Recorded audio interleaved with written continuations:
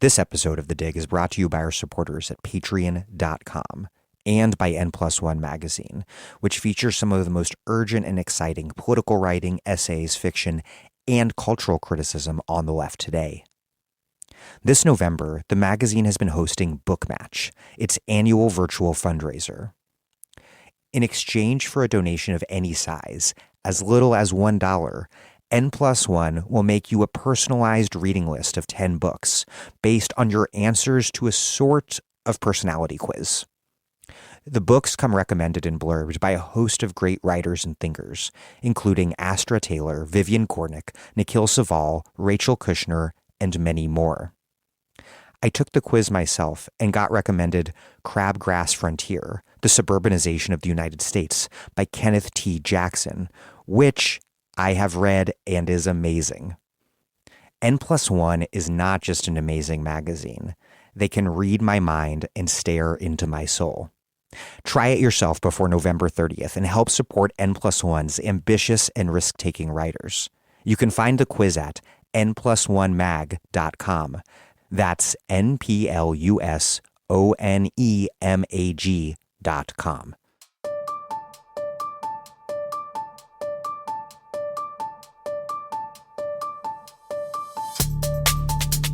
Welcome to The Dig, a podcast from Jacobin Magazine. My name is Daniel Denver, and I'm broadcasting from Providence, Rhode Island. Today's episode is part 2 of my interview with the historian of foreign policy, Piero Gleijeses, on his book Visions of Freedom, Havana, Washington, Pretoria, and the Struggle for Southern Africa, 1976 to 1991. Visions of Freedom tells the incredible story of Cuba deploying a massive military and social aid mission to defend Angola's government against a U.S. and South Africa-backed effort to overthrow the People's Movement for the Liberation of Angola, or MPLA.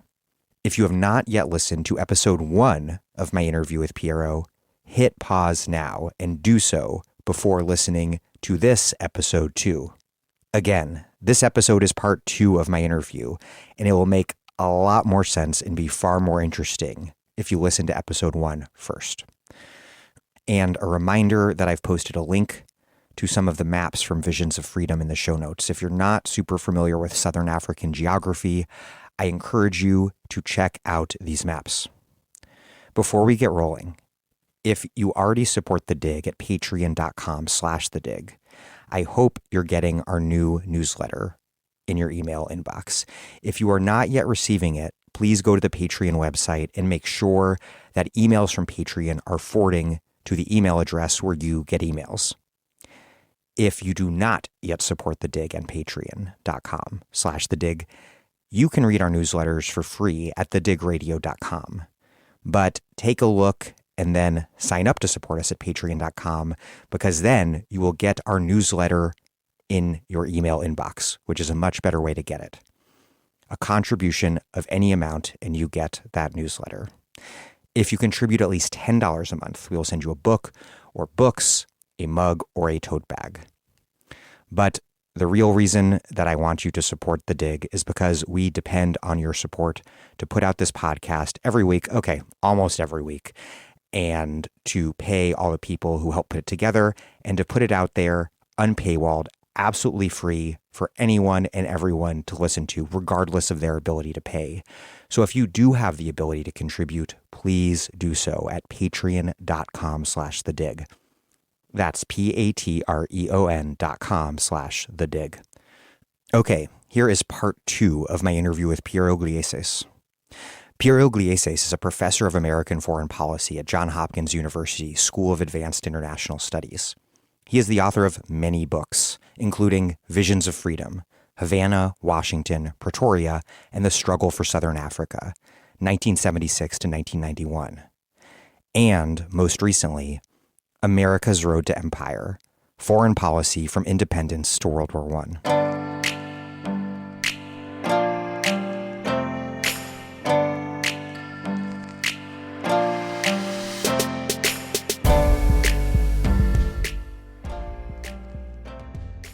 Cuba understood that it faced a serious threat from the United States, maybe really from the minute the revolution took power. Castro knew what the U.S. had done in Guatemala in 1954 when, as you mentioned earlier, the U.S. had exploited democratic openings in Guatemala to overthrow Social Democratic President Jacobo Arbenz. And the threat was clearer still, of course, after the 1961 Bay of Pigs invasion. And yet, Castro always sought an understanding with the U.S., even though the U.S. never reciprocated. Why? Eisenhower wanted a modus vivendi with Castro. And Fidel, I think, wanted with Eisenhower in early 1959. The problem is that they had a different understanding of a modus vivendi. For Eisenhower, a modus vivendi meant that Cuba would remain a client of the United States. Very strict limits on Cuban foreign policy. Yes, social reform is fine, but if you expropriate American companies, you have to pay prompt and effective compensation. Fidel would have accepted, I think, in 1959, a situation like Nasser, to be independent, not aligned with any bloc, but to be independent. And so the understanding of the modus vivendi was very different. Then there is another problem. There are other problems that complicate the relationship initially. For the Americans, they believed it would be so easy to get rid of Fidel. So, why to make concessions? And then you have the Bay of Pigs, and you have the failure of the Bay of Pigs. And I interviewed senior CIA officials. I interviewed Richard Bissell, who was the head of covert operation at CIA at the time, and really the man who oversaw the Bay of Pigs. And I interviewed Richard Helms, who replaced Bissell as head of covert operation, and they basically said the same thing, that after the Bay of Pigs, Jack Kennedy and Bob Kennedy were like demons. There was an element of personal fury because of the defeat, which was perceived as a humiliation, and they really wanted to do away with Fidel. Basically, until that moment, the United States had crushed any challenge in the Caribbean, Central America. You mentioned one, Arbenz, there were others. And so it was totally unexpected for us, was contrary to our beliefs that what was essentially a miserable banana republic, a third-rate country, could stand up to the United States. It was also an insult to U.S. imperial hubris, and then to the personal imperial hubris of Jack and Bob Kennedy, because of the defeat of the Bay of Pigs. And you have another element to take into account, which is relevant essentially for almost every situation, the violence of American public opinion.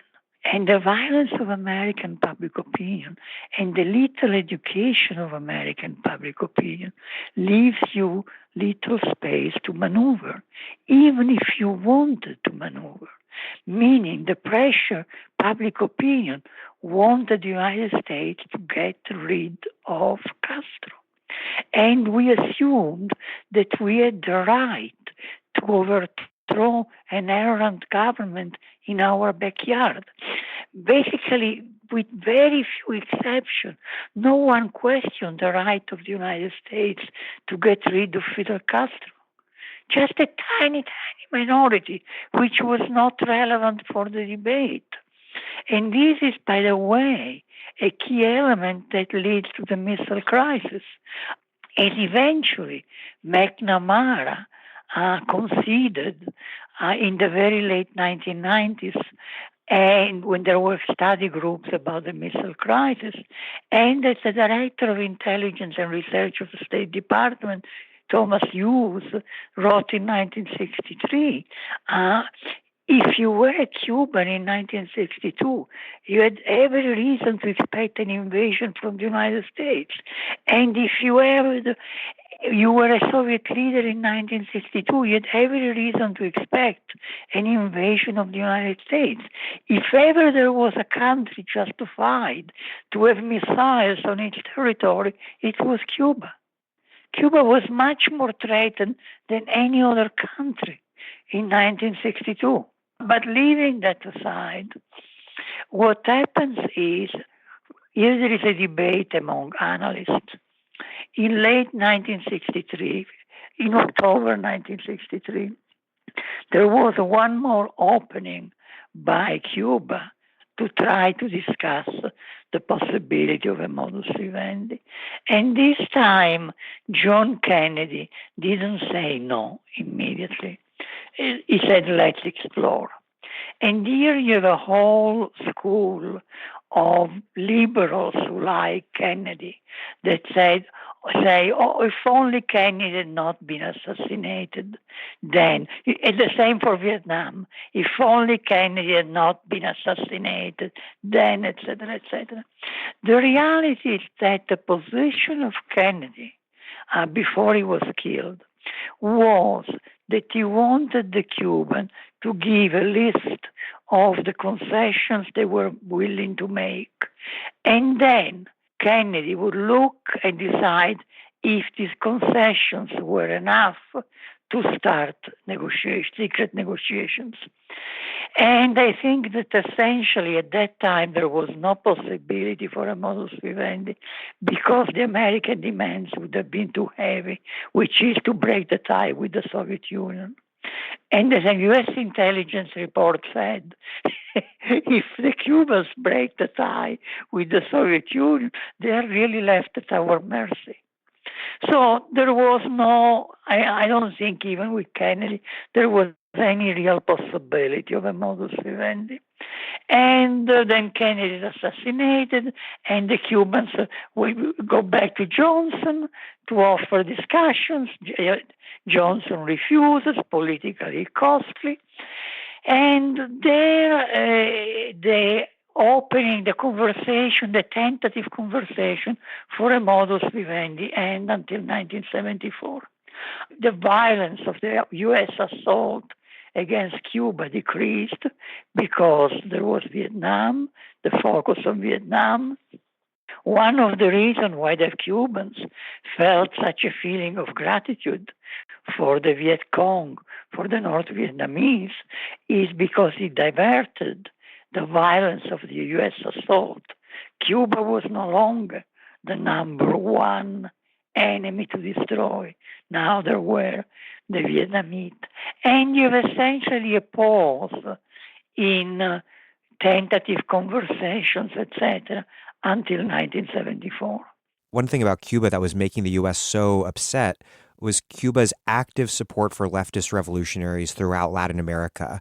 But this attempt to export the so-called FOCO theory of vanguardist guerrilla revolution throughout the 1960s, it failed spectacularly in Bolivia, Guatemala, Colombia, Venezuela. What happened, and how did Cuba change its approach to internationalism in response, including towards Africa? You write, quote, "In Africa, Cuba incurred fewer risks, whereas in Latin America, Havana challenged legal governments and flouted international law. In Africa, it confronted colonial powers and defended established states. Above all, in Africa, there was much less risk of a head-on collision with the United States." You started with the FOCO theory. The FOCO theory is essentially the Cubans misunderstood how Fidel came to power. And there is a book written at the time by Carlos Franchi, who at that time, early 60s, was a kind of historian of the Cuban Revolution, Cuba, El Libro de los Doce. And the idea of their understanding of how Batista was overthrown is that Fidel starts armed struggle with a very small group of people, because when they land, there are more than 80, but then many are killed, captured, etc., and Fidel goes to Sierra Maestra with 11 men. And the idea was, the understanding of the Cube, of the Fidelista, was these people start the armed struggle, and it is like setting fire to a dry forest, and then the people gather courage because they see this fight going on, and the number increases, and it swells, etc., etc. The idea is what you need is the spark to start armed struggle. A small group can start the armed struggle, and then the people will respond, like setting fire to a dry forest. And this is not what happened in Cuba. In reality is when that Fidel arrived in Cuba in late 56, there was a very strong urban underground, militarily much stronger than the rural guerrilla in 1957. And in the Sierra Maestra, there were already groups organized, ready to support the guerrilla. And until 1958, Batista focused on the cities rather than the guerrillas. And at the same time, the United States didn't particularly focus. Fidel had not proclaimed himself a communist. He was able to enjoy the support of different groups, sectors of the bourgeoisie, etc., etc. And this is what they try to repeat in Latin America. Look, if you were a young middle class, say Dominican or Guatemala, this focus theory was very attractive because it means you start the armed struggle immediately rather than doing all the very heavy and painful work of preparation. I once had a good Dominican friend who had been a guerrilla and start in what we could call more a Chinese Vietnamese way. He told me that essentially the first year he went to the countryside, he worked as a peasant without even talking of politics. The second year, he started doing some political work while working as a peasant. And by the third year, he thought conditions were ripe for armed struggle in that area. And instead, with the focus theory, you have these urban groups who arrive in the countryside full of idealism, full of enthusiasm. The peasants don't know who they are. The peasants, there has been no political work with the small group. And having learned the lesson of Cuba, both the upper class and military in those countries and the United States don't let the focus develop. They immediately concentrate on the area where the guerrillas have appeared. Again, Batista waited essentially 17 months before moving in a serious way against the guerrilla. So, these guerrillas focus in Latin America were one failure after another because the methodology was wrong. I remember interviewing a very close aide of Che Guevara who told me we really thought we had found a shortcut. And there was no shortcut. The Cuban approach essentially was and this was understood by the Americans, everybody. To have a revolution, you need objective conditions, misery, exploitation, etc., and subjective conditions that the people are ready to organize, are ready to fight. The objective conditions for revolutions were there in Latin America. The Cubans thought that the focus theory would take care of the subjective conditions, would educate the people. And so you skipped a very painful stage of political education. Again, was one failure after another. The only guerrillas that were eventually successful in Central America, and even were those that had proceeded in a very different way, which is first work to educate the people. So what you have is essentially, by the late 60s, the failure of the focus theory. Che Guevara went to die in Bolivia, believing in the focus theory, in this approach. He paid with his life a very sincere mistake, a very honest mistake. In Africa, it was different because in Africa, the Cubans went to help, were very different situations. We can get into it if you want. Yeah, Cuba's internationalist involvement in Africa began in 61 with Cuba aiding Algerian rebels and then continued in Zaire, Congo Brazzaville, Guinea-Bissau, and to defend Ethiopia against a Somali invasion. Prior to Angola, what was the scale of Cuban intervention in Africa? Was very small. What you have is this essentially.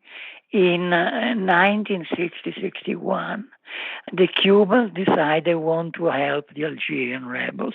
There was a feeling of kinship with the Algerian rebels because they had been fighting the Cubans against a regime supported by the United States. The Cuban Revolution was a war of liberation, not only against Batista, but against the United States. And there you have the Algerians who were fighting against another great colonial power.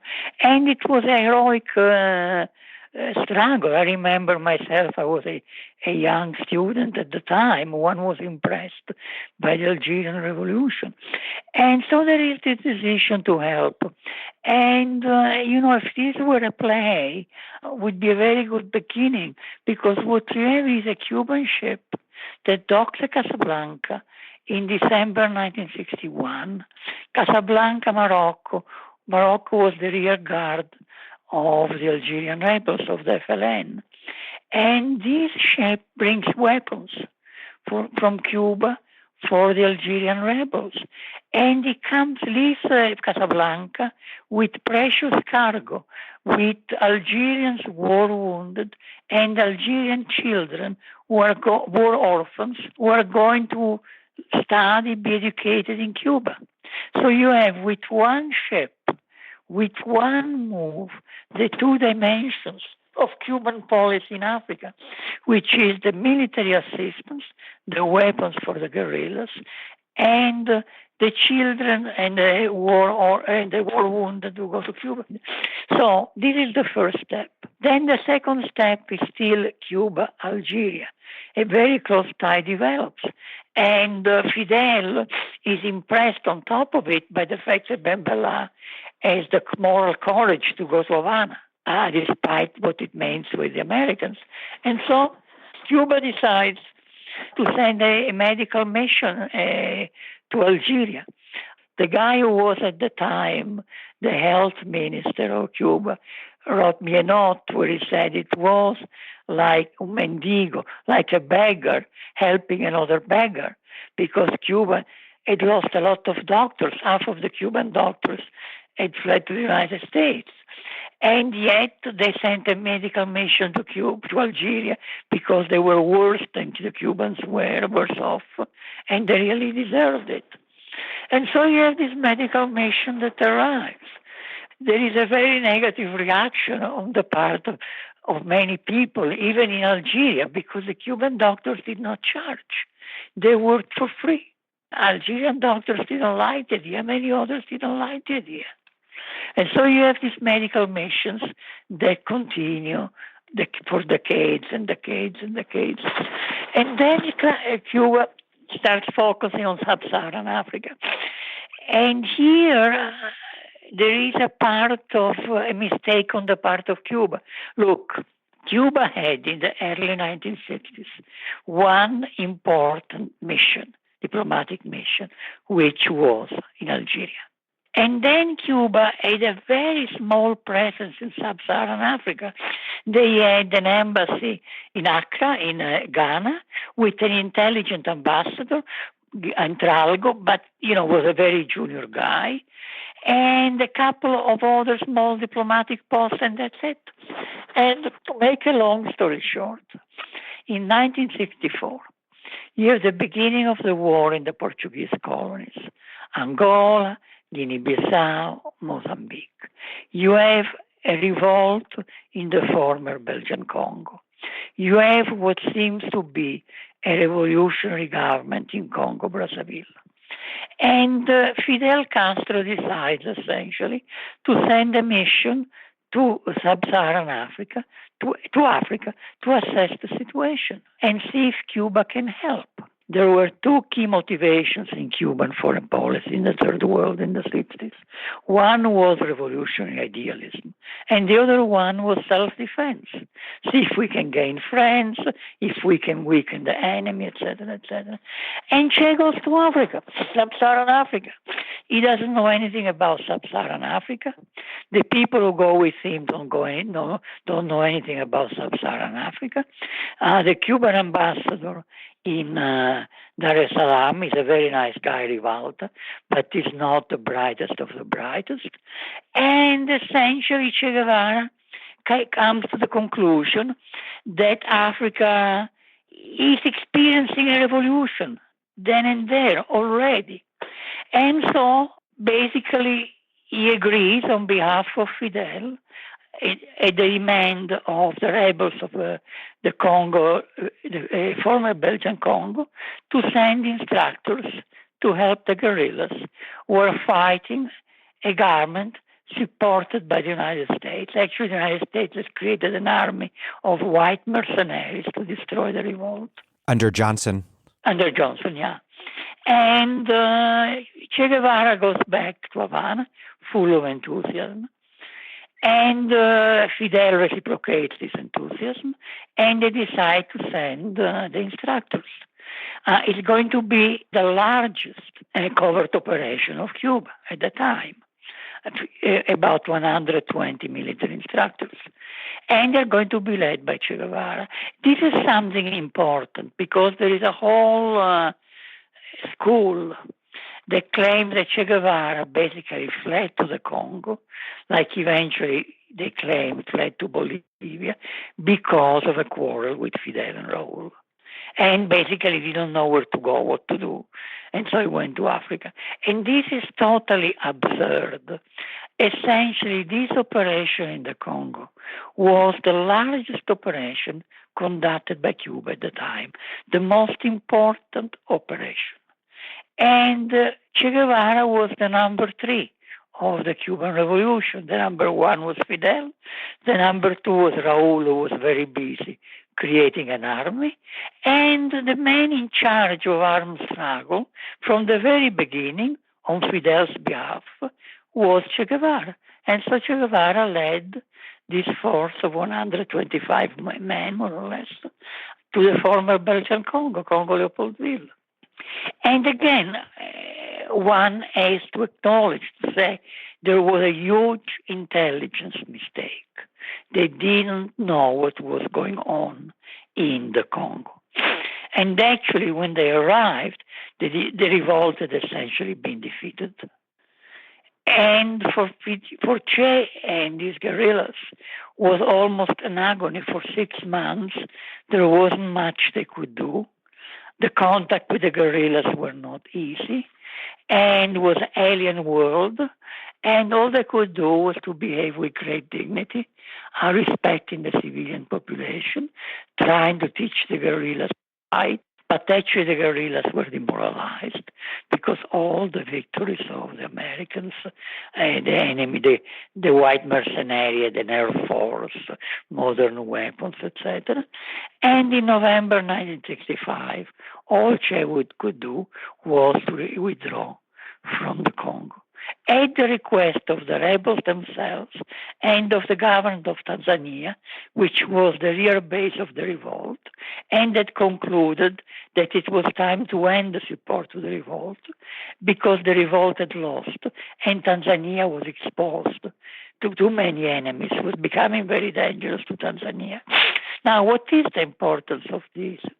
The importance of this is that Cuba learned a very important lesson. Before you act, you really have to know what's going on.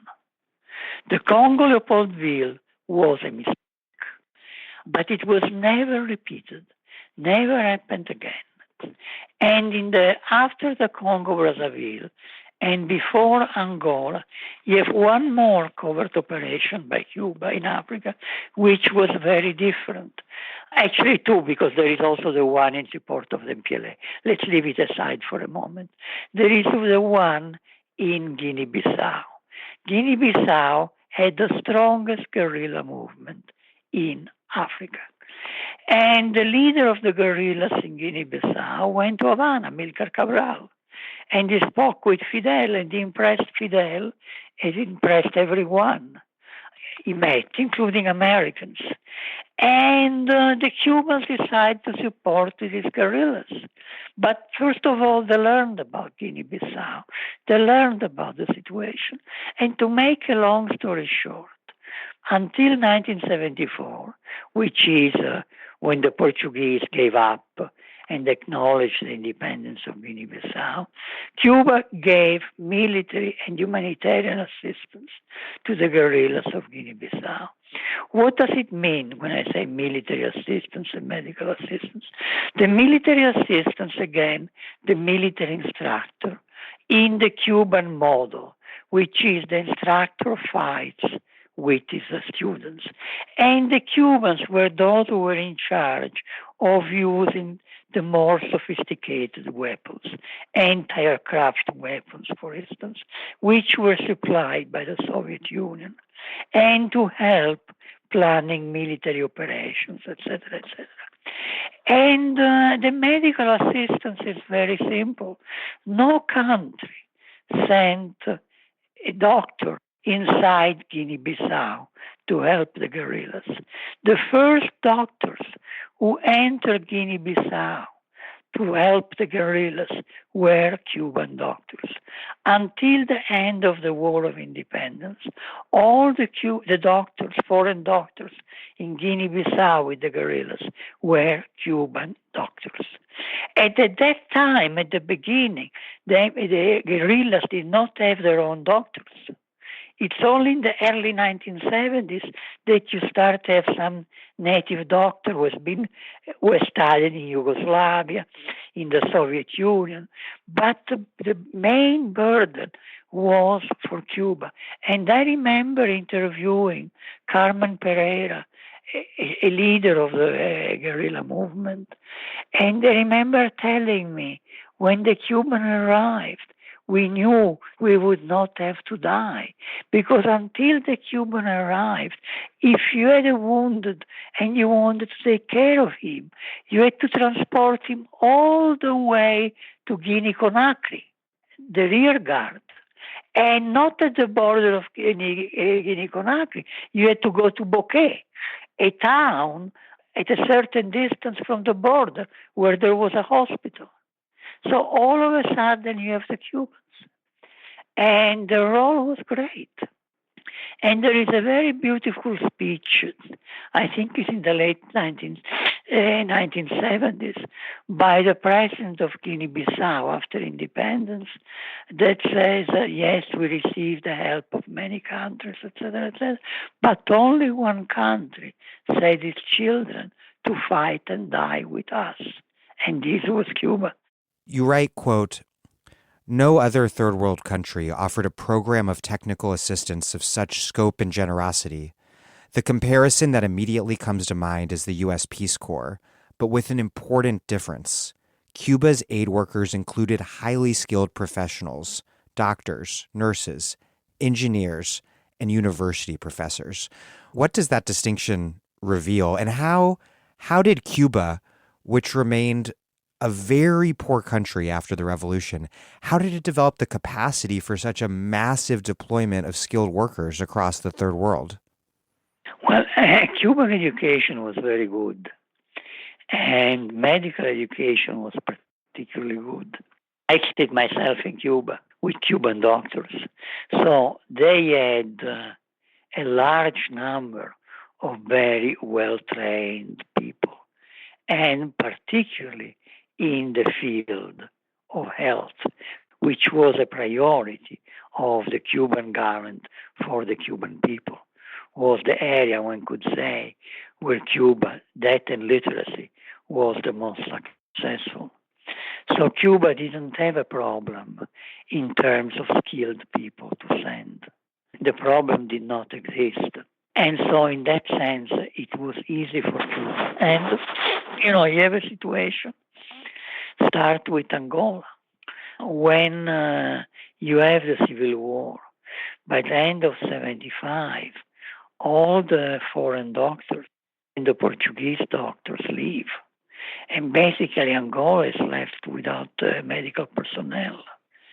And that's where the Cuban doctors arrive. And actually, the first in November, our military doctors were coming with the Cuban troops, but immediately start helping the population.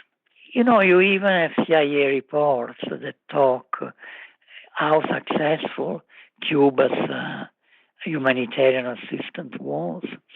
And the most successful field was medical health, followed by, I want to say something else in a second, followed by education and construction. Look, there was a completely different approach. My impression of doctors in the United States is the dollar side. The major motivation to be a doctor in the United States is to make money. There may be exceptions, I'm sure there are exceptions, but that's certainly, and I've been living in this country now for half a century. In Cuba, the education was completely different. You became a doctor because you wanted to be a doctor. I mean, look, Cuba was the one country in the world where a university professor made more than a doctor. That money was not a major motivation. And these are the doctors who went to Africa. They went with a completely different culture, a completely different ethic. This even created problem with the Bulgarian doctors and Soviet doctors who made money while they were in Africa. And imagine the difference with American doctors would have been. So this was a key element of the Cuban humanitarian assistance abroad. It reflects a completely different culture that was shared by a large majority of Cubans themselves. I'm sure that there were other reasons some people went to Africa as humanitarian workers because they wanted to. Some went also for opportunism. No one was obliged to go. But, it looked good if you went, and et cetera, et cetera. But most of them went because they wanted to help. I'm talking of the period I've studied through the 1980s. And this is very significant. And these were ordinary Cubans who would leave their homes, jobs, and families for years. Yeah, the idea was you would go for 2 years. A doctor in Cuba makes more than a carpenter. Although the wage differential was not so wide, was 5-1 at most, at very, very most 6-1 at that time. But the point is, when you are in Angola, you all receive the same treatment, whether you are a specialist, a higher level doctor, or whether you are a carpenter. You all receive the same allocation in terms of little money, pocket money that you get, in terms of the food you get, in terms of the boarding you get. Your salary is paid in Cuba. You don't touch your salary while you're in Angola. It's paid in Cuba, whether it's placed in your bank or given to your family. But in Angola, you receive exactly the same amount. Everybody, all the same. Cuban aid workers, they were also expected to take up arms if attacked, and they did so. At the beginning, not really. It is when the situation in Angola gets more difficult, that you start having serious training. The idea was essentially this. Again, not in the late 70s, early 80s. Then it was kind of very light. By 85, 86, you would arrive in Angola and you would start receiving military training, women, men, etc., for about 3 weeks. A very hard, serious military training. And then, you would go to where you're supposed to go, and then occasionally there would be military training again every 2 weeks, every 3 weeks, etc. And yeah, in some cases they had to fight. The hope was that they would not have to fight. What about the Cuban soldiers? Were they just doing their job, or were they motivated by revolutionary internationalism, or was it a mixture of factors? It's a very good question. Look, in the 1960s, there's a covert operation that included a few hundred people. Those were people who had volunteered and volunteered and volunteered. There is absolutely no question.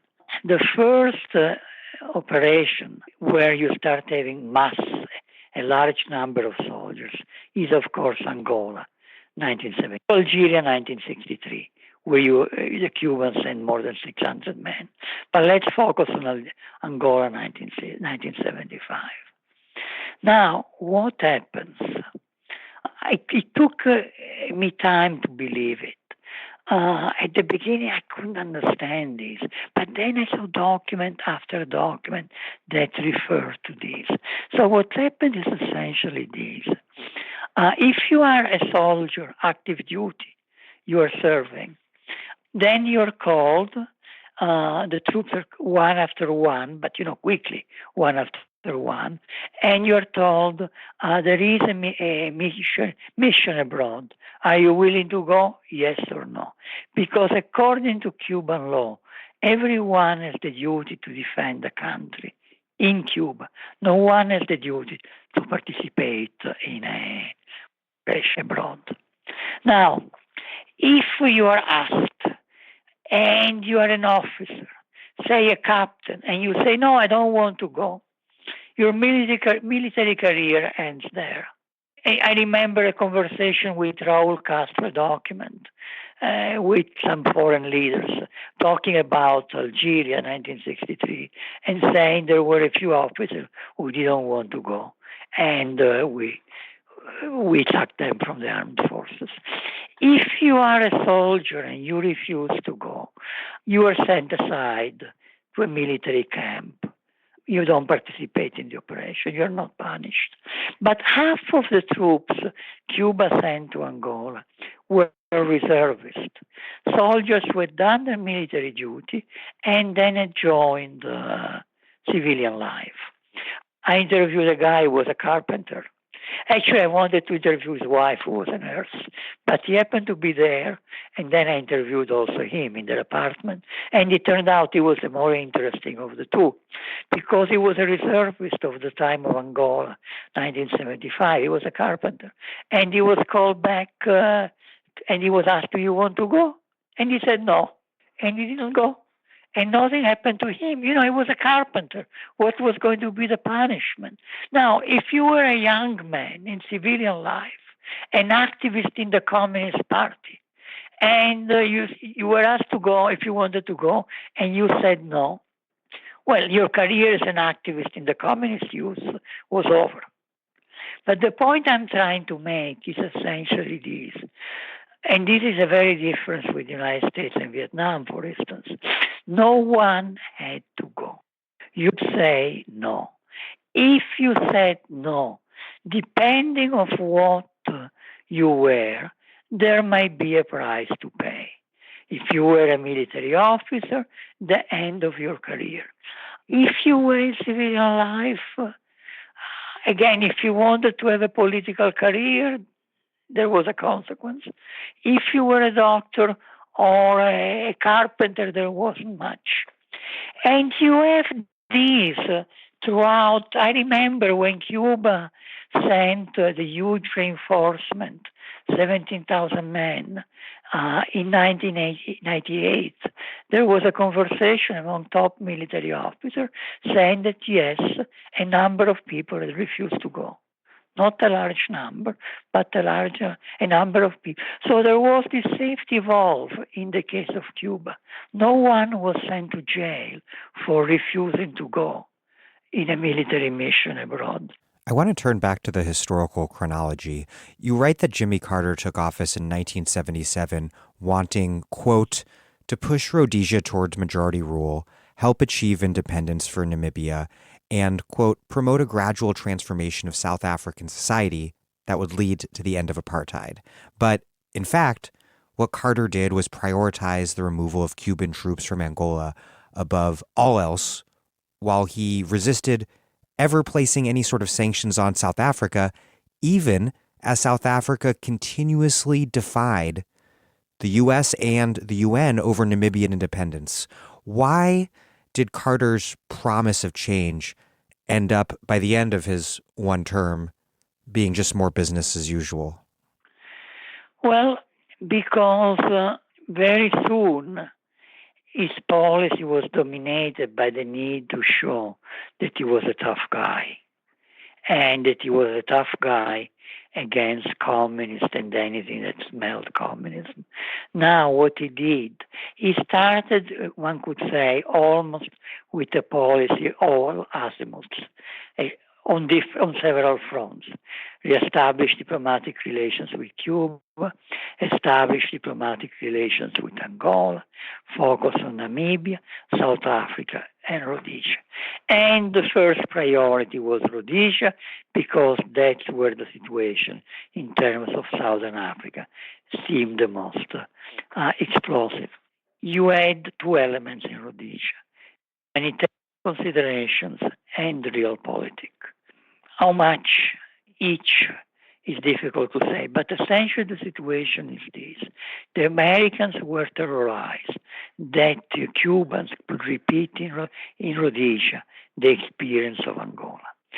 Rhodesia bordered with Mozambique and with Zambia, which both supported the guerrillas, and were receiving very heavy blows inflicted by the Rhodesian government. And the feeling of the Carter administration, which I think was a very correct feeling, was unless we are able to stop the war, eventually the governments of Mozambique and the government of Zambia will ask the Cubans to intervene. First of all, to defend them from attacks of the Rhodesian government. But then also they will ask the Cubans to intervene in Rhodesia. And if the Cubans intervene in Rhodesia, what are we going to do? Can we intervene in defense of an openly racist government in Rhodesia, the Carter administration, with what we claim to be? So we have to solve this war before it escalates, and before Mozambicans and Zambians ask for the arrival of Cuban troops.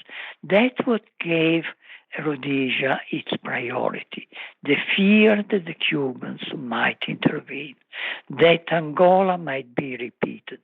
And the evidence in the US archives is extremely strong.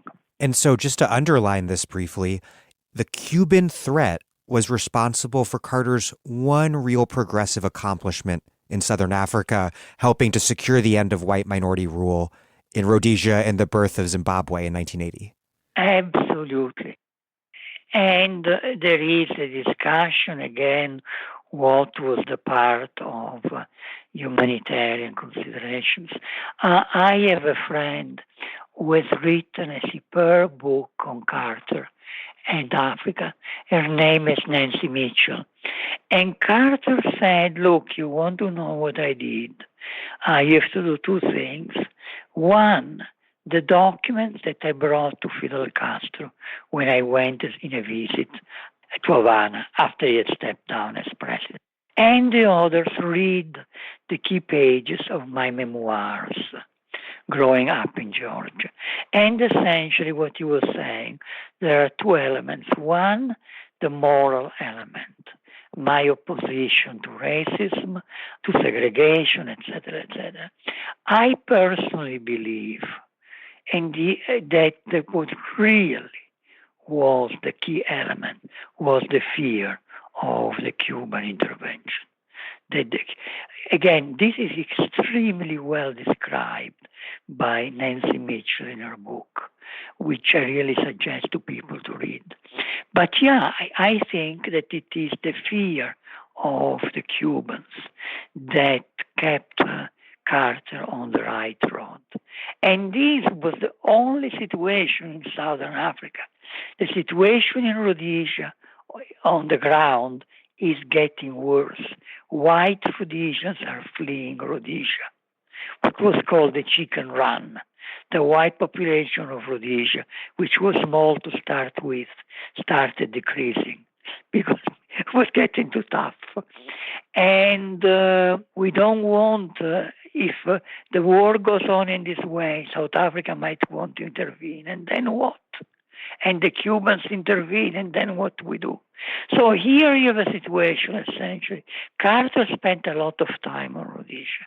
Was really the major crisis in Africa, and a very important crisis. And the Carter team worked very well.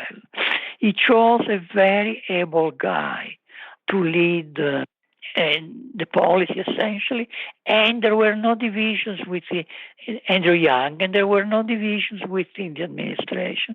The Carter administration operated very well, and that was the one successful element. It's really interesting because, the Republicans were criticizing Carter for his policy in Rhodesia, which was free elections with the participation of the guerrillas. Oh my God, he wants the participation of communist guerrillas. Oh my God, Carter is such a weakling, etc., etc. And all these tough Republicans criticizing Carter, etc. And in reality, the one way the real approach to Rhodesia was Jimmy Carter, the so-called naive Jimmy Carter, because the situation for white Rhodesia was hopeless.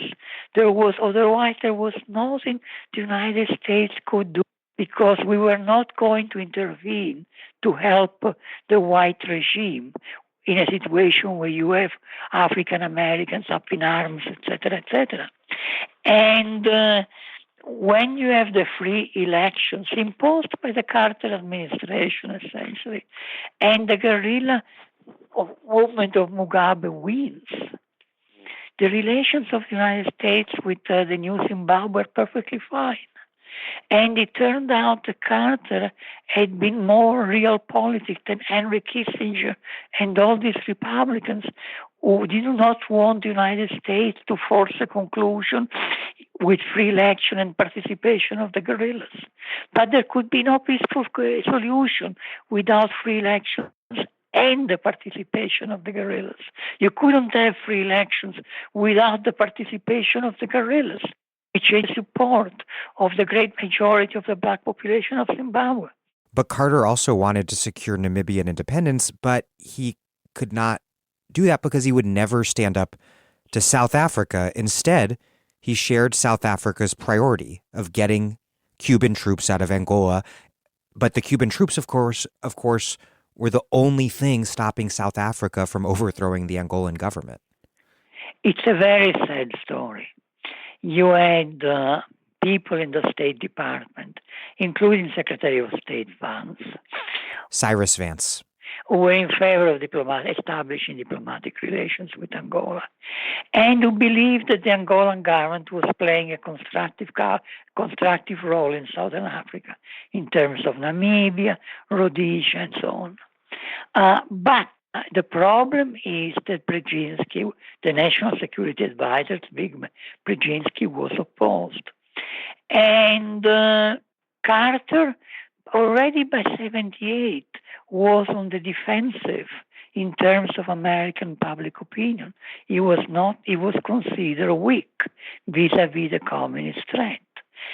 And this Brzezinski, when he addressed Carter, he always referred to the elections, to the domestic situation in the United States. And essentially the position of Brzezinski was, which Carter supported, the position of Brzezinski was, we will not have diplomatic relations with Angola until the Cuban troops leave Angola. Is a sine qua non. The CIA wrote mail saying the Cuban troops are the guarantee of the independence of Angola because of the growing South African press. But this was completely irrelevant for Brzezinski. Brzezinski never addressed this issue of the security of Angola. And when I say never, I've looked at the record. And within the State Department, The idea was, yes, this is the wrong policy. We should establish diplomatic relations, but it's not a battle we are going to give. Secretary of State Vance, is already to fight against Brzezinski in so many areas. And this is an issue where the president is committed. The Cuban troops have to leave Angola as a sine qua non. Therefore, even though we think that we should establish diplomatic relations with Angola, it's something we will leave for the second term of Carter after the re-election. As you just mentioned, Brzezinski gained the upper hand by couching his arguments about foreign policy in electoral terms, that Carter had to be aggressively anti-communist to win re-election. But you write, quote, "By the time Carter stepped down, an image was etched in the minds of most Americans, and it endures to this day. The United States was stumbling, on the ropes, pressed by an aggressive Soviet Union. The reality was starkly different." Why did Carter take Brzezinski's advice, and why did Brzezinski's advice serve Carter so poorly? He really was a remarkably reactionary anti-communist. Yeah, and here I'm speculating.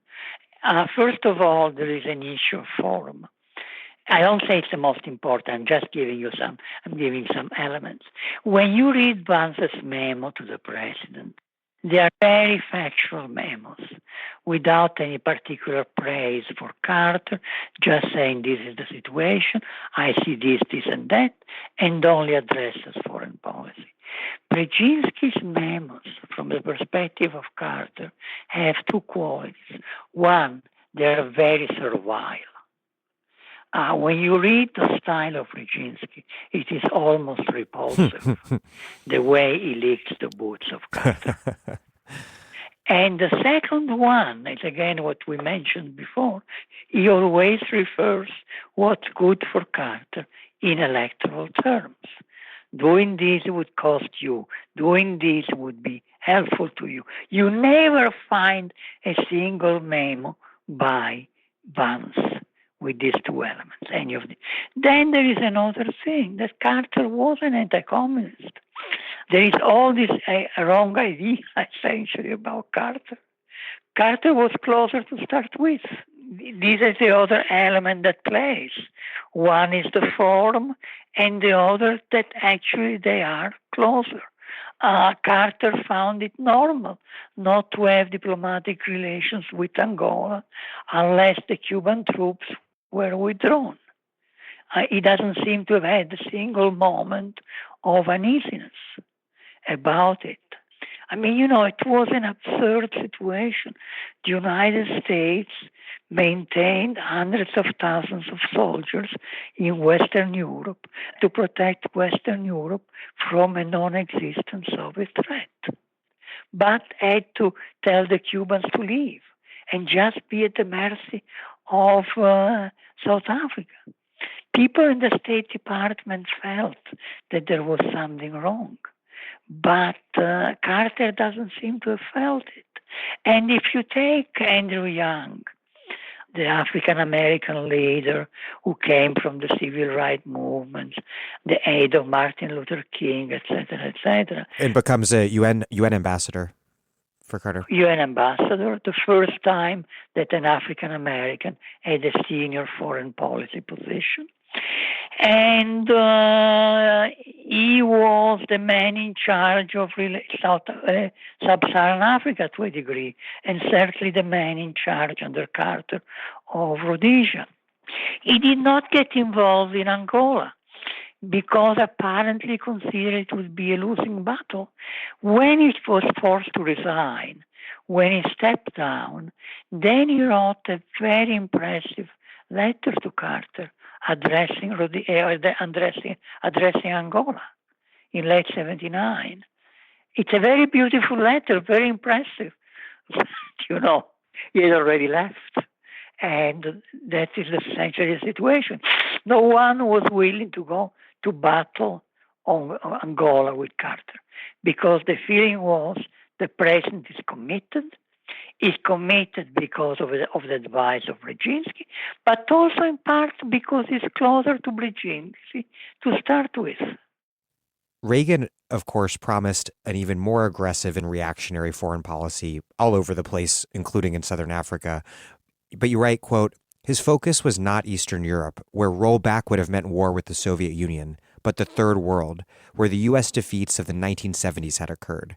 Vietnam, Afghanistan, Angola, Ethiopia, Zimbabwe, Nicaragua, Grenada.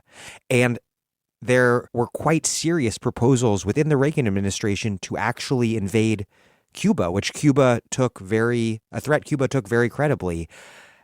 The Carter administration, despite its pretensions to human rights and everything else, was already pretty reactionary in practice. What was Reagan's program to make U.S. foreign policy even more decisively right-wing? Yeah, let's start with Cuba. Reagan, it's interesting because when Reagan becomes president in 1981, you have a debate within the administration whether to use armed force against Cuba or not. A debate which I think continues until early 1982. And we only know as of this debate. We know that there were people who were in favor of using force against Cuba. The Secretary of State, Haig, people in the military, and other officials. And there were those who were opposed. And it is interesting that one of the groups that was most opposed was the CIA, because the CIA was aware of the military strength of the Cuban army and the support that the Cuban regime would have against an invasion. And the same, most of the military. So to make a long story short, the reason why the plans of a military attack of against Cuba were aborted was because the CIA and elements in the military said the price would be too high in American lives. On the other side, the Cuban government, until the Iran-Contra scandal of late 1986, never knew whether the Americans would attack or not, which also forced them to keep their best weapons in Cuba, even though they were needed in Angola against the South Africans. This is one important example of a major split within the administration between pragmatists and the hard right so-called true Reaganites. What divided those two camps, given that neither side, of course, sympathized with the MPLA, let alone with Cuba's revolutionary internationalism? Well, in the end, the major difference would be in terms of the Soviet Union. Once Gorbachev starts making concessions to the Soviet Union, the difference is, should we discuss and negotiate with the Soviet Union or not? And you have the true Reaganite that oppose serious negotiations with the Soviet Union, whereas the other one, the more pragmatist group, says, since Gorbachev is willing to make concessions, it's not going to be a negotiation between equals, then we might as well negotiate. What concerns Cuba in terms of the division, and well, let's say this, what concerns the Third World, the division is that the true Reaganites believe that the United States should overthrow every government that we consider to be communist in the Third World. And the major difference will be Mozambique. In Africa, in the 1970s, you had this African Marxism. You know, the Angolan government and the Mozambican government, they both proclaimed to be Marxist-Leninist. It was what was called African Marxism. A lot of people in the West, including the United States, believed that one could coexist with the so-called communist government in Africa. So what was the difference between Angola and Mozambique? They both were ruled by a guerrilla movement which had taken power. Both proclaimed to be Marxist-Leninist. The difference was that in the case of Angola, the birth of the Angolan government, of the Angolan nation, had come in the context of a huge American defeat and humiliation, 75, 76, and you had a strong Cuban presence. The hardline Reaganites said this government has to be overthrown. The more pragmatic people, like the Assistant Secretary of State for African Affairs, Chester Crocker, said, I'm not particularly interested in overthrowing the Angolan government. What I want is for the Cuban troops to leave Angola. And then if they can survive, they survive. If they can't survive, they can't survive. My beef is the presence of the Cuban troops. You could say in the end it would be the same because you remove the shield and the South Africans interview you. But this is the difference. Where the difference became more real, and this is the case of Mozambique, there were no Cuban troops in Mozambique or any other foreign troops. And you had people like Margaret Thatcher, who was very close to Reagan, who would say we can coexist with the government of Mozambique. And by the way, the government of Mozambique is fighting a guerrilla movement, which is really horrible. Renamo. Terrible. Actually, Savimbi was the same, but let's leave Savimbi aside. And there is no reason to support because we can live with the government of Mozambique. And in the United States, you had the big decision.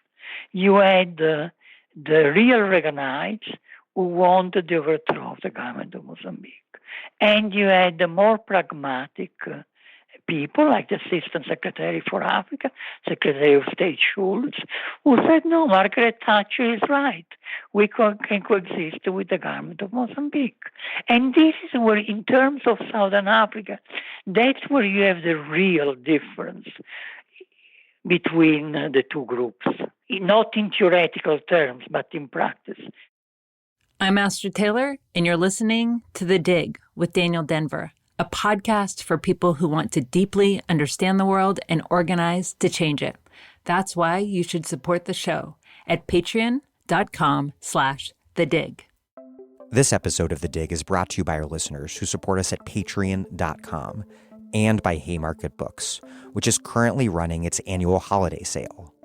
All Haymarket books are 40% off until January 3rd, including gifts for all the radical readers on your list. One book that you might like is Choice Words, edited by poet Annie Finch. A landmark literary anthology of poems, stories, and essays, Choice Words collects essential voices that renew our courage in the struggle for reproductive rights and justice. 20 years in the making, the book spans continents and centuries, magnifying the voices of people reclaiming the sole authorship of their abortion experiences. These essays, poems, and prose, collected in a beautiful hardcover edition, are a testament to the profound political power of defying shame. Contributors include Audre Lorde, Diane DePrima, Ursula Le Guin, Gwendolyn Brooks, Mahogany L. Brown, and many more. Find Choice Words and all other Haymarket titles 40% off at haymarketbooks.org. Reagan's big shift on Angola from Carter was, at least at the surface level, it was to introduce this concept of so-called linkage, that South Africa would implement UN Resolution 435 to make Namibia independent in exchange for Cuban troops withdrawing from Angola. And this was a big shift, at least on the surface level, in terms of the official U.S. position, because it held Namibian independence hostage formally to the withdrawal of Cuban troops. Cuban troops, again, who had every right to be present in Angola at the invitation of its government, defending that government against a U.S. and South Africa-based proxy army or guerrilla army backed by them. How did the idea of linkage come about? And then how big of a change was linkage, given that the Carter administration had refused to impose any consequences on South Africa? Was linkage sort of already the implicit operating theory under Carter? Well, the idea came in 1981 in conversations between top U.S. and top South African officials. The first important conversation between, there it came. On a formal level, it was very important, as you said, because it justified the continuing South African occupation of Namibia. It was something that was openly, this is really pathetic. Essentially, you have the Secretary General of the United Nations who says in 1983 in a public speech, I hate linkage. You have the West European government who heavily criticized linkage. You have the ambassador of Canada in 1985 at the Security Council making a state attack against linkage. But these are all rhetoric. In practice, everyone accepted it. And you say, what is the difference in practice? That's a very good question because, one could even argue that the difference is zero because not even the Carter administration had been willing to adopt sanctions against South Africa. The Reagan administration would have opposed. In the early 1980s, it would have made no difference. Now, by the mid-1980s, you start having a movement in favor of sanctions against South Africa in the United States as throughout the world. And their linkage protected South Africa, at least on the issue of Namibia. So eventually it became relatively important, I would say, in lessening the pressure on South Africa. For South Africa's part, they claimed to support linkage, which makes sense because it shifted the terms of the debate dramatically in their favor. And yet, South Africa made it clear to the Reagan administration that they would never accept any outcome that led to SWAPO winning power in Namibia, and that they were entirely unwilling to end their support for Savimbi in Angola. So South Africa's actual position was an entirely maximalist one that conceded nothing. Did the Reagan administration understand that? Did they actually even want linkage, or was linkage merely a pretext to preserve the status quo that South Africa wanted? It's a very good question. Look, first of all, from South Africa's perspective, one could say it made sense because the South Africans believed, as the Americans believed, that if there were factions in Namibia, the guerrilla movement SWAPO would win. And that the victory of SWAPO would have devastating psychological effects in South Africa by demoralizing the whites and giving courage to the non-white population. And at the same time, the South African government considered, correctly from their point of view, that the MPLA government was a cancer. And what you do with a cancer, you try to eradicate it. So from South Africa's point of view, this maximalist position made a lot of sense. In terms of the Reagan administration, yes, they understood very well what was the position of South Africa.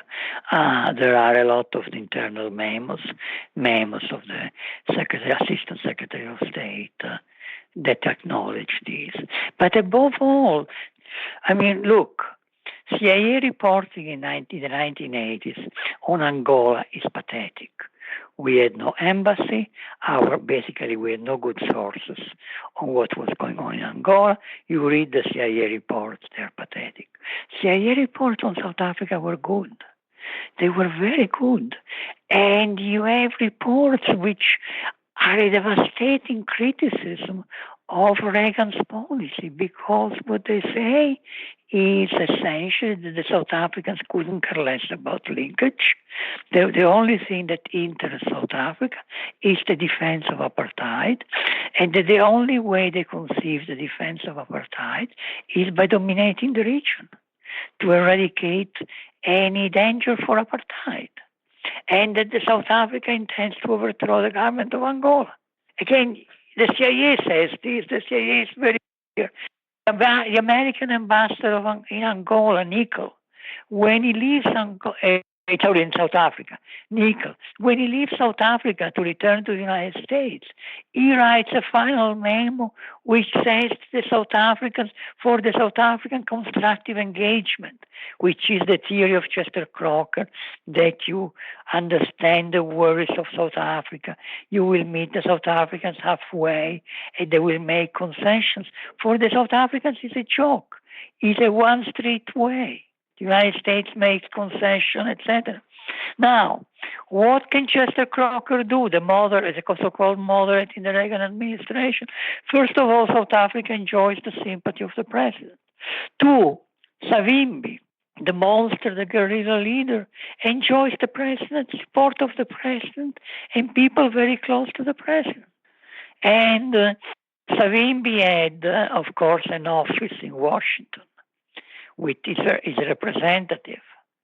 And there is a conversation at one moment in 1982, I think, between the representative of Savimbi and the Deputy Assistant of State for African Affairs, where the guy, the State Department official, tells him, look, the next time when Savimbi has a complaint about us, the State Department, we would prefer if you were tell to us face to face rather than going to Congress and complain to Congress and then we read it in the press.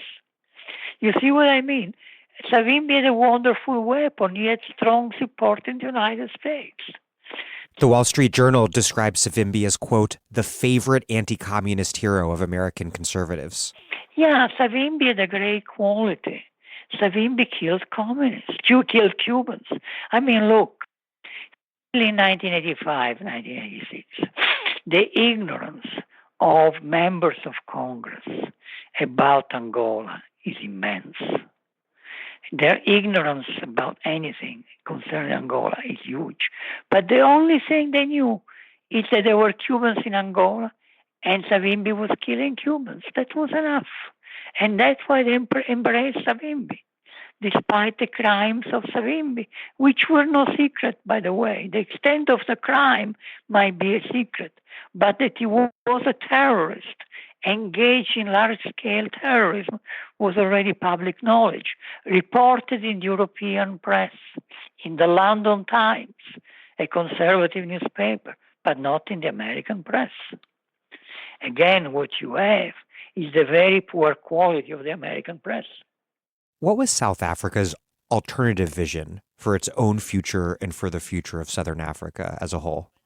Well, what they hoped down the line in terms of South Africa was to make limited political concessions to non-white groups, meaning Asians, and limited economic concessions to the black population. And in this way, try to de-escalate the situation. And at the same time, and here I'm almost paraphrasing CIA reports, to dominate the neighborhood, not to tolerate any independent government in Southern Africa. And in this sense, the Reagan administration gave them a lot of hope. They were trying to overthrow Angola. They were supporting the guerrillas in Mozambique. The government in Zimbabwe didn't bother them. The government in Botswana was very weak. There is nothing Botswana could do. And they had good relations under the table with Mobutu. The problem was Angola. You write, quote, the plan seemed delusional, but it had a rational core. Zaire showed the way. It was anti-communist. It had good, though unofficial, relations with South Africa, and it was hostile to the ANC and SWAPO. Yeah, and that would have been Savimbi. And that's why they were so committed to bringing Savimbi to power.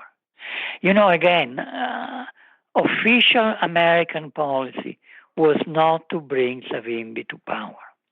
The so-called moderate in the State Department, their goal was not to bring Savimbi to power. They were agnostic on the issue. But they knew very well that that was the goal of the South Africans, and they were working with the South Africans. And South Africa thought a Savimbi victory was possible, even though it clearly was not. Oh, absolutely. Was that just wishful thinking? Yeah, in the end, it was wishful thinking. But when you are in a very difficult situation, you grasp wishful thinking. You have something that is interesting is the following. By 1986-87, the Angolan government had lost a lot of popular support because there was a lot of corruption and it really didn't focus on social reform. And they couldn't protect the population.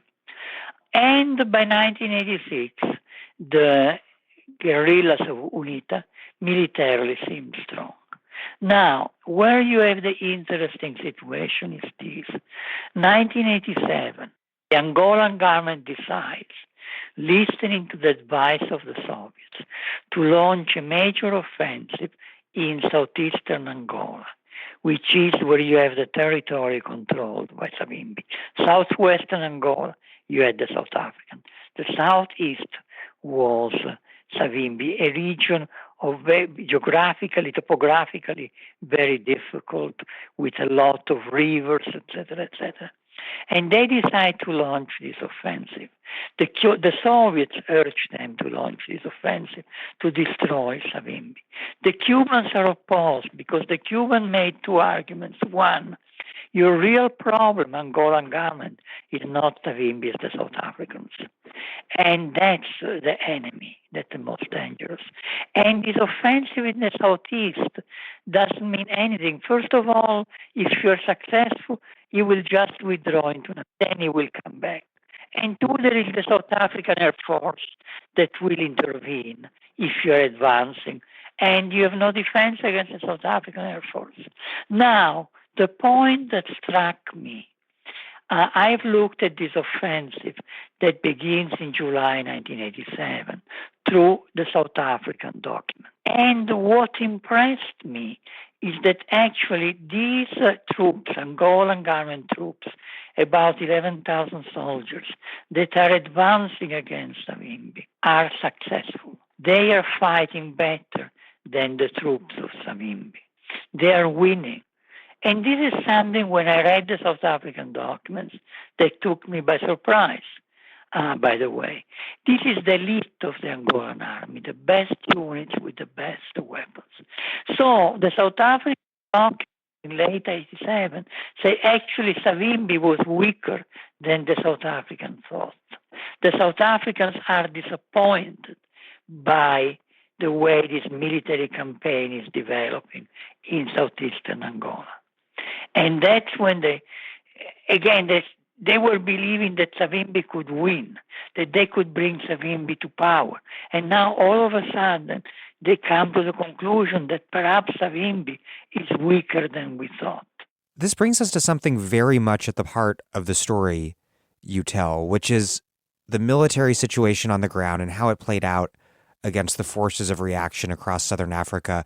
And it's a fascinating story you tell. The Soviets helped create the Angolan Armed Forces, or FAPLA, and then to arm them, while Cuba, of course, supplied its own troops and also sent advisors that focused on supporting FAPLA's smaller and more nimble counterinsurgency units. But you write, quote, "Here was the rub. The Soviet advisors and the Angolan military leaders wanted to create a regular army that could fight a conventional war against a foreign enemy, including South Africa. Havana, however, believed that the FAPLA should concentrate on fighting the insurgency, UNITA, at home, leaving the Cuban troops to protect the country from a foreign invasion. So Cuba believed that its responsibility, in other words, was to fight the South Africans, which it could do, while FAPLA's job was to go after the rebels who were wreaking havoc, including north of the Cuban defensive line. Below the Cuban defensive line, there were no major population centers or areas of economic importance, and Cuba argued that FAPLA launching incursions in the south would just lead them into direct confrontation with South Africa, which had an army and air force that could just crush them. But the Soviets insisted that FAPLA do just that. Why were the Soviets so intent on pushing FAPLA toward a conventional warfare model that did not remotely fit Angolan conditions? Was it just that the Soviets were still stuck in World War II, or what was going on? I think so. Look, no one has provided any better explanation than that. I mean, the Soviets clearly wanted to help the FAPLA. It's not that they were acting in bad faith. And they really seemed very convinced that that was the way to proceed, which is something which was for Europe, for a new war in Europe, across the German plains, etc., etc. And they really didn't seem to have any idea of how to conduct counterinsurgency warfare. So yeah, it's a complete and total Soviet failure. The Soviets even tried to send tanks to SWAPO, a guerrilla army that couldn't make any use of tanks. Yeah, it was completely absurd. And because the Soviets were those who provided the weapons, they had, of course, a lot of influence. Now, these two crazy offensives, which are launched in the Southeast in 85 and 87, in fairness, the Soviets did not force the Angolans. They didn't blackmail the Angolans. If you don't do it, then we. But what they gave was a huge promise, which is one successful campaign, you destroy Savimbi. One successful campaign and you win. And it looks very attractive, and particularly because you don't have to fight against the South Africans. They are going to fight against a weaker Reed. And so they convinced the Angolans. And the Angolans went in 85 and 87. You have a very interesting exchange between Risquet, who was the head of the Cuban mission in Angola in 1987, and the head of the Soviet military mission in Angola, General Guziev. Risquet is just arriving in Angola. And he tells Guziev, man is the only animal that stumbles twice against the same stone. Because they made this mistake in 85, an offensive in the southeast, and the South Africans intervened, and they beat up the FAPLA, and then they launched again another offensive in 87. The Cubans kept saying the same will happen.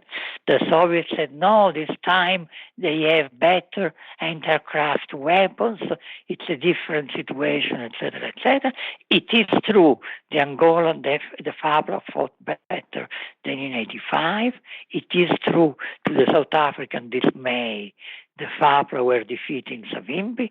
Without the South African intervention, the SAPLA would have forced Savimbi out of the southeast, etc., etc.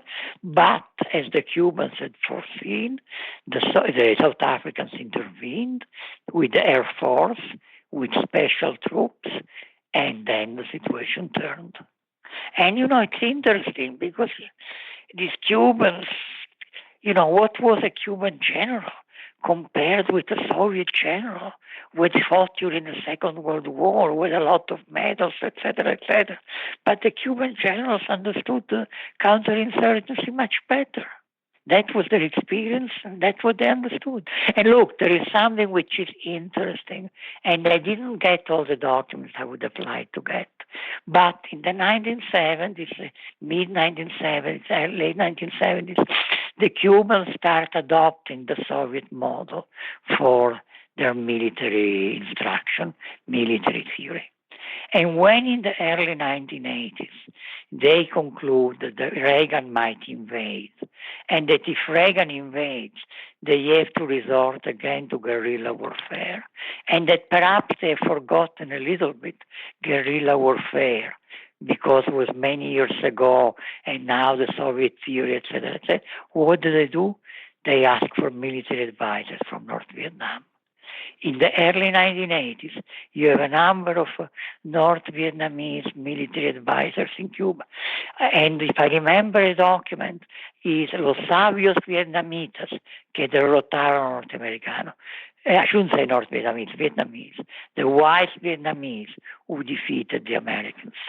So the Cubans, when they feel the threat of an American invasion, and they have lost a little bit their know-how, they turn to the people they consider the greatest masters in guerrilla warfare, and this is the Vietnamese.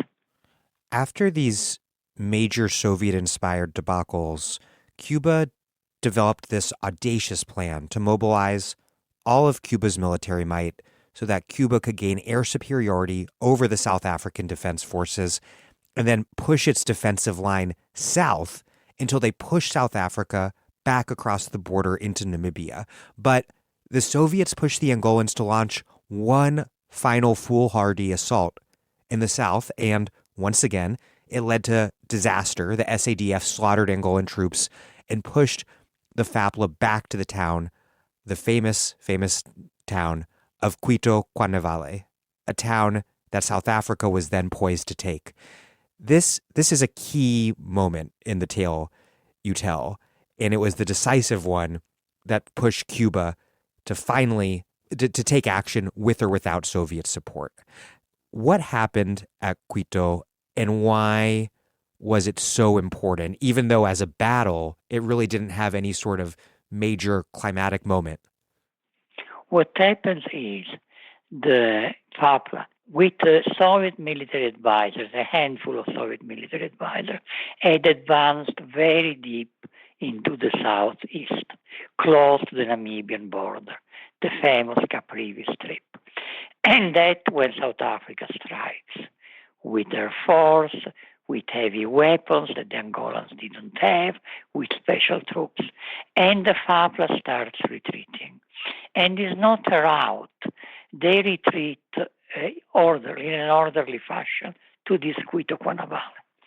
Quito Cuanavale is in reality an isolated outpost because it is only connected to Namibia, to Angola, to the part of Angola ruled by the government, by a road which is 180 kilometers long to Menongue in the west and surrounded by woods. It's just the only link they have. And then you have the very small airport at Quito Cuanavale. And what you have at Quito Cuanavale is the elite of the Angolan army. The Angolan army, I think in theory, 1988, is about 80,000 men, 90,000 men. But most of them have no real military value. At Quito Cuanavale, you have the elite of the Angolan army. And there is a consensus among South Africans, Americans, observers, that if Quito Cuanavale collapses, it's a terrible blow to the Angolan government. Can really change the course of the war. And everyone wants the Cubans to intervene at Quito Cuanavale. I mean, the Soviets want the Cubans to intervene at Quito Cuanavale. The Angolans want the Cubans. They want to say, hey, you have to save Quito Cuanavale. But the difference is, the position of Fidel is different. There is this meeting on November 15, 1987 in Havana. The minutes of this conversation, of this meeting, are about 180 pages. I read them. And the question is, we're going to intervene, but we're not just going to intervene to save Quito Cuanavale. We are going to intervene to do what we want, save Quito Cuanavale, and then launch an offensive in the southwest, which is where you have the South African troops. And Cuba starts sending these reinforcements. Now, what makes this Cuban decision possible? Since, look, in 1984, you have the beginning of the Great Popular Revolt in South Africa. The masses in the streets is something that impresses everyone in the world, including in the United States. This is when Americans discovered apartheid. And you have two things which are interesting. One, you have the Cubans, when they're receiving South African delegation, the ANC, the South African Communist Party in Havana, 86, 85. They say, you have Fidel, Raul, who say, tell us about South Africa. We need to know more, and tell us what we can do to help you. And the Cuban government is convinced that the first help they can give, is to destroy the Angolan troops, the South African troops, which are entering Southern Africa, to attack them. But the problem is, and that has been the reason for the creation of the defensive line, that Cuba has kept its best weapons, its best troops in Havana, in Cuba, because they fear an American attack. The best anti-craft weapons of Cuba are in the island, in Cuba. The best planes, the best pilots. And 1983, 1984, and then continue 85, 86, you have a constant refrain of the Cubans with the Soviets, give us more weapons, give us better weapons, because we are fighting a war on two fronts. Including fighter planes they're asking for. Oh, absolutely. I mean, the best fighter pilots were in Cuba. And the Soviets kept saying, no, we can't, we can't. You have a conversation between Fidel and Gorbachev. Fidel in Moscow in 86. And Fidel says, give us this way. Gorbachev says, yes, we are going to start it. There are moments that are poignant with the Cubans almost begging the Soviets to give them these weapons in order to conduct an offensive in southern Angola. The Cubans use almost always the same phrase, cortarle las garras al surafricano, to cut the fangs or whatever it is of the South Africans in Angola. But the Soviets refused to give the weapons.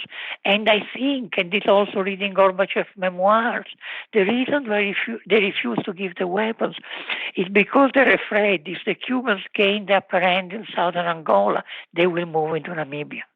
That they cannot control the Cubans, they cannot stop the Cubans, so they don't give the weapons. You also write, quote, Fidel Castro was motivated by the struggle against apartheid, what he called the most beautiful cause. But the Kremlin was increasingly focused on improving relations with the United States. Right. And so what happens is you have this immense desire of the Cubans to defeat the South Africans in Southwest Africa, Southwest Angola, and then do whatever else is possible to help South Africa. But they can't, because they don't have the weapons. And then you have in the United States the scandal, Iran-Contra scandal, that defends Reagan. It turns out that we have been giving weapons to the Iranians, etc., and to the Contras illegally in Nicaragua, etc., etc. And Reagan, in 1987, has to get rid of his most hardline advisors who are the most involved in this Iran-Contra scandal.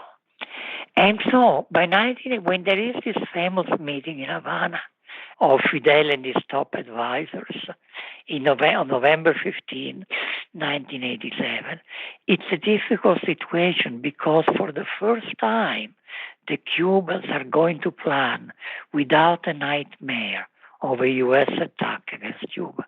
Fidel says the war is not here. The war is there in Angola. Reagan has been defunct. That was such a remarkable thing to read in your book, because I often think of Iran-Contra as a case study in impunity for law-breaking American imperialists. But there's some small measure of justice that comes from it.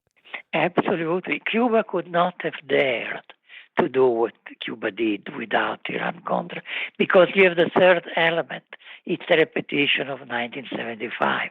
The Cubans decide to send the reinforcements for this campaign, not just to save Cuito-Cuanavale, without even informing the Soviets, is a repetition of 1975. Gorbachev is obsessed with detente. He's obsessed with the forthcoming summit meeting in Washington. What Cuba intends to do goes against detente, goes in the other direction. If the Soviets were asked, they would oppose it. Now, Cuba can do it because Cuba is no longer afraid that Reagan will reply with an attack against Cuba. And so they do. And again, it's not just that they're sending the reinforcement. That would not be the problem for the Soviets. It's that they're sending the reinforcement to escalate the war, not just to save Cuito-Cuanavale, but to move in the southwest against the South Africans. Essentially, what the Cubans tell the Soviets, we're going to do it anyway. Whether you support us or not, we're going to do it. And as in 1976, the Soviets decided, well, they might as well support. It takes them some time. They're offended. They're irritated. But they also come to a conclusion, which is you have to be careful in quarreling with Fidel Castro because God knows how far he can go. And so the Soviets, in 1988 in Angola, Gorbachev behaved very well overall. He sent most of the weapons the Cubans wanted. And above all, when you have the negotiations, the famous quadripartite negotiations, Cubans, Angolans, South Africans, and Americans, the Soviets don't interfere. The negotiations are led by the Cubans. Even Chester Crocker in his memoirs acknowledges it. He says Fidel Castro was leading the communist train in Angola. Even though, the Cubans were depending on Soviet military assistance, and the Soviets did not intervene. Gorbachev behaved in a very respectful way towards the Cubans. So essentially, you have two moments in Angola, in the history of Angola, in which the Cubans intervene big time without consulting the Soviets and knowing that actually the Soviets are opposed, 1975 and 1987. And then eventually the Soviets decide, fine, we're going to accept it. And by then the Cubans had saved Angola. The Cuban military advance on the ground quickly changed the power dynamics in negotiations with South Africa and the United States. As Cuba advanced, pushed its line southward along with FAPLA and SWAPO troops, Cuba was first granted the right to participate in those negotiations. And ultimately, not only did Angola win the withdrawal of South African troops, but Namibia became independent. How did the Cuban military victory over South Africa get all of those dominoes falling across the region? Well, first of all, you have the successful defense of Cuidaguana. And the successful defense of Cuidaguana begins with the fact that the Cuban Air Force takes the control of the skies over Cuidaguana. And it's the first time that the South African soldiers are fighting in a situation where the South African Air Force does not dominate the sky, but it is the enemy that dominates the sky. And in the reports of the South African senior officers from the area of Cuidaguana Valley, which I've read, which are in the archives in South Africa, you see there's more demoralization of the South African soldiers. So the Cubans stopped the South African offensive against Guatemala, and then they begin the offensive in the southwest in March 1988. And the great question, and the South Africans are withdrawing, and the the message of the commander of the South African Armed Forces, General Caldenise, which is in the minutes of a meeting of the South African National Security Council, what it tells the president is, if we get engaged in a major military confrontation with the Cubans, we have to be aware that our Air Force will be destroyed in a short time.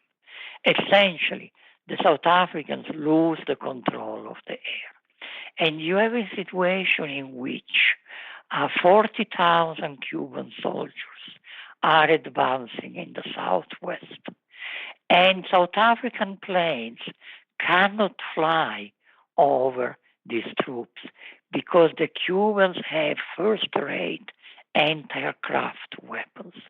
The South Africans don't know what's going on.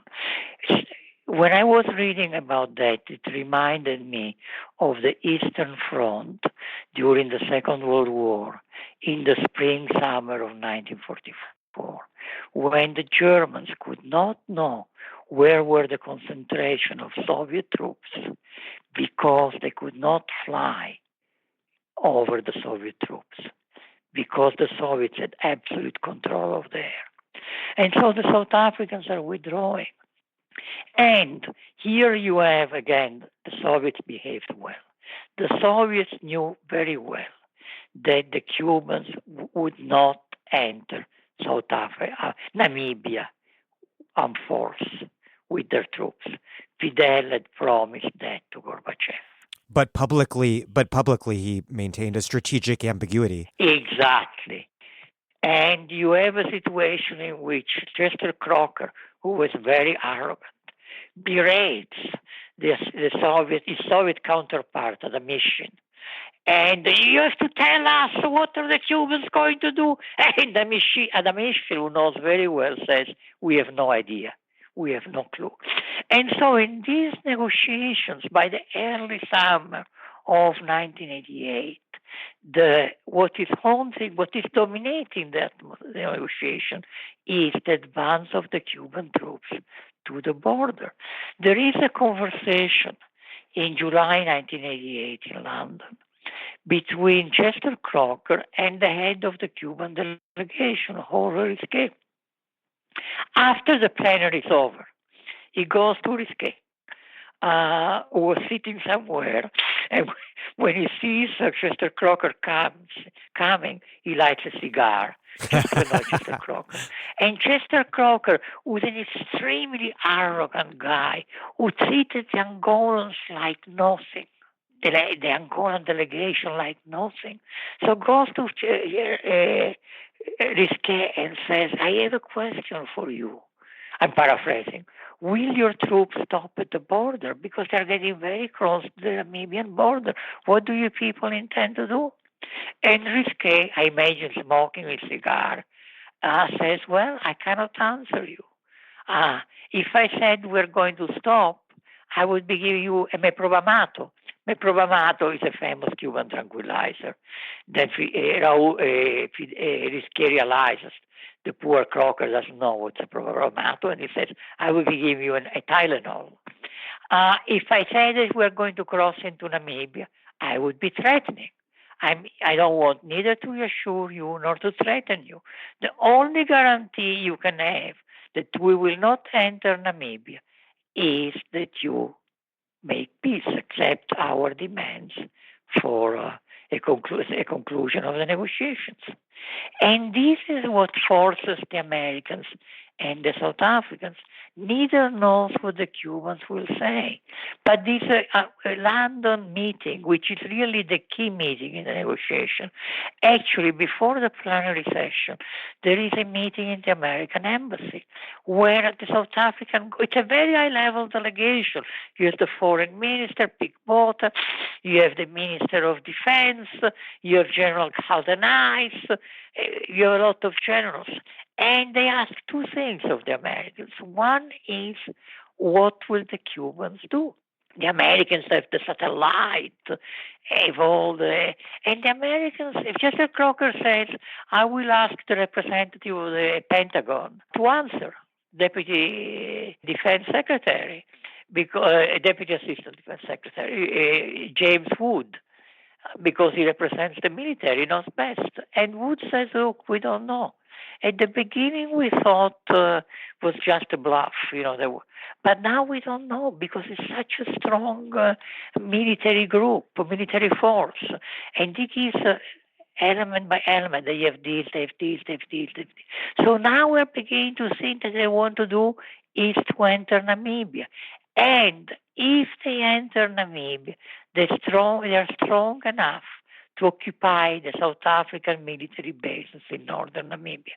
What the American representative is telling them is the Cubans are strong enough to liberate northern Namibia. And this is the assessment of the South Africans. American documents and South African documents say the same thing. The Cubans have gained the upper hand in southern Angola.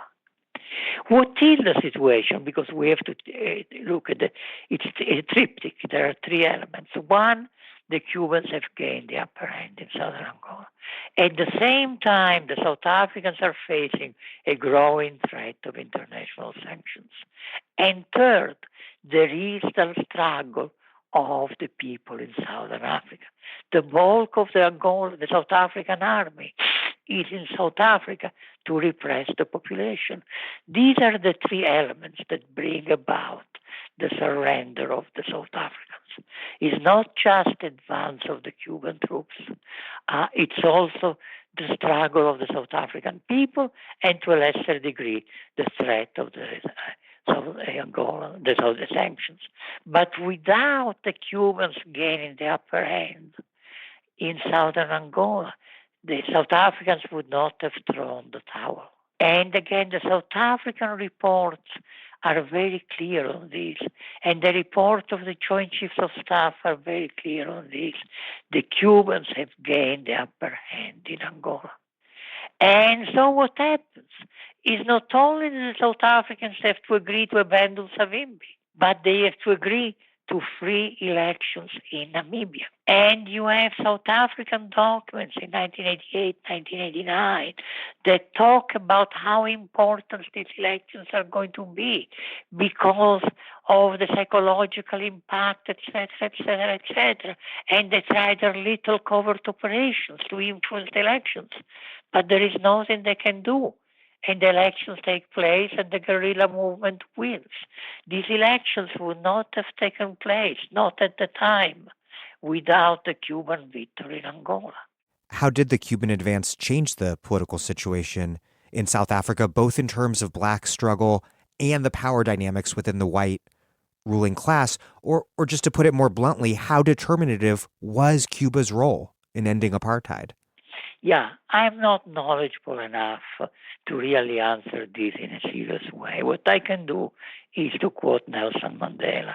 And what Nelson Mandela said is that the victory of Cuito Cuanavale uses Cuito Cuanavale as a symbol of a whole campaign in southern Angola, gave strength to us and was decisive for the victory of my people against apartheid. According to Nelson Mandela, it was very important in terms of the psychological impact, not only the defeat of the South African in southern Angola, but the elections in Namibia. Here I'm putting my own words in Mandela's mouth. He talks about Cuito Cuanavale, but I think what he means is not just about defense of Cuito Cuanavale. It's the offensive in the southwest, it's the election in Namibia. And according to him, it was very, very important.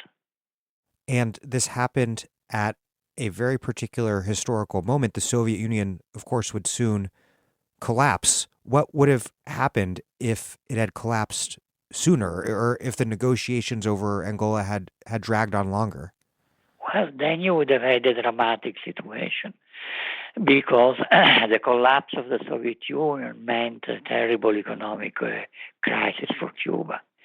And it's very difficult to imagine that Cuba could have maintained an army there were now 57,000 Cuban soldiers in Angola. You know, it is interesting when you read the Cuban documents of 1988, how Fidel was convinced he could count on the Soviet Union in 89, in 1990, etc., etc. And, it would have been a disaster. I have no idea what the Cubans could have done. I mean, certainly they would have tried to maintain their army in Angola as long as possible to defend Angola, but there would have no longer been the fear of Cuban troops entering Namibia once the Soviet Union collapses. And that would have eliminated a major motivation for the South Africans to agree. The South Africans would not have agreed to the independence, to free elections in Namibia. So it's really there, the timing was extremely important. And in this situation of growing crisis for South Africa, Gorbachev remained loyal to Cuba and to Angola. Not in other situations, but in terms of Angola, he behaved well. You return at the end of your book to something that historian Nancy Mitchell once observed, quote, "Our selective recall not only serves a purpose, it has repercussions. It creates a chasm between us and the Cubans. We share a past, but we have no shared memories." Why is this observation so essential to understanding U.S.-Cuba relations, and then also more generally to understanding the histories of both Cuba and the United States? Because it blinds us. It blinds us from seeing our responsibility. And look, it's not just, let me give you an example, something I'm working on now, which has to do with the United States and China in 1949, which is essentially when the communists won the Civil War. And the position of the American government, the position of Dean Acheson, the position of Truman was, we might be willing eventually to come to a modus vivendi with the Chinese, but they have to prove it to us that they deserve our forgiveness. When Acheson dealt with the Chinese communists in 1949, he failed to understand that it was the United States that had to ask for forgiveness, that the United States had immense responsibility, guilt, vis-à-vis the Chinese people. First of all, for the way we treated the Chinese, beginning in the 1840s when relations were established, and two, because of how we supported Chiang Kai-shek during the Civil War, etc., etc. But we thought we were right, that actually we had been the protectors of the Chinese people, that they owed us. And this made it very difficult for us to understand the other side. And the lack of humility and the lack of understanding is the same in terms of relationship with Cuba. Eisenhower said it very clearly in a press conference in 1959, addressing Fidel Castro, and said, these are the people who should be our best friends because all we have done for them. And what it was, you take 1898. 1895, 1898 is the War of Independence of Cuba. In 1898, the United States intervened against Spain. And in American mythology, in 1898, we gave Cuba the independence they were unable to achieve by themselves against the Spaniards, and they have a debt of gratitude. And a very good comparison for this is the American War of Independence. Eventually, the French intervened in the war. Actually, the French gave us the independence we were not be able to achieve on our own. And what happens with this? They gave us full independence. What happened in 1898, we intervened in the war against a Spain that was already exhausted because of the struggle of the Cuban patriots. And we deprived the Cubans of the independence they'd been fighting for because we imposed on them the Platt Amendment, which gave the U.S. government the right to send troops to Cuba whenever we deemed it necessary, and the right to naval bases. That's how we got Guantanamo. It is as if the French, intervening in our War of Independence, had said at the end, by the way, we want a naval base at Long Island, and we want the right to intervene in the United States whenever we deem it necessary. So you see, you have the misreading of history, because in American history, even now, there is this idea that we gave their independence to the Cubans, whereas the right interpretation, we robbed the Cubans of their independence. And in terms of, if we move to what we have been discussing now, well, you have the impression, the way history is being rewritten, that we helped the Angolans gain their independence, and that we helped the Angolans in the 1980s, and that God knows what bad things the Cubans were doing in Angola. Whereas the truth is, Cuba helped Southern Africa, the liberation of Southern Africa, against the United States and challenging the Soviet Union. But history is being rewritten. And if I may conclude with one thing, when you are the powerful, it's very helpful. It's not being rewritten just by the Americans. It's not just being rewritten just by Western Europeans, also in Africa, because there is a tendency to try to court those who are stronger. And so what you had, for instance, in 2008 was an anniversary of Quito Carnavale. And you have a reception in Luanda. And the president of Angola makes a speech in which he talks about the negotiations between South Africa and Angola with the mediation of the United States, and completely overlooks Cuba. Whereas what happened was the negotiations between Angola and Americans on one side, and Angolans and Cubans on the other, with Cubans winning the negotiations for Angola. And this is the president of Angola.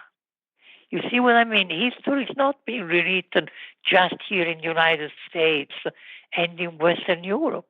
There is a tendency also in Africa because the United States, the United States is the powerful one. Who cares about Cuba? Cuba has no power.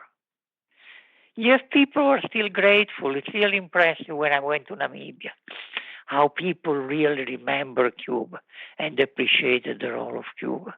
On the other side, in South Africa, what's happening in South Africa?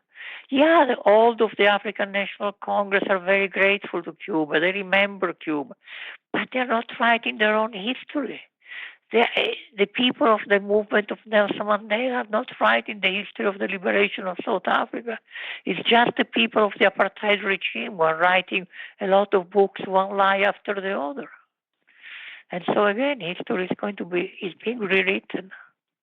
And for me, who am a professor of history, it's something that really touches me. Well, Piero Gleijeses, thank you very much. Oh, let me actually say something. I very much appreciate what you're doing. I very much appreciate that you gave me the opportunity to tell what I think is the true history of what's happening, which is not something that is done very often. So I thank you.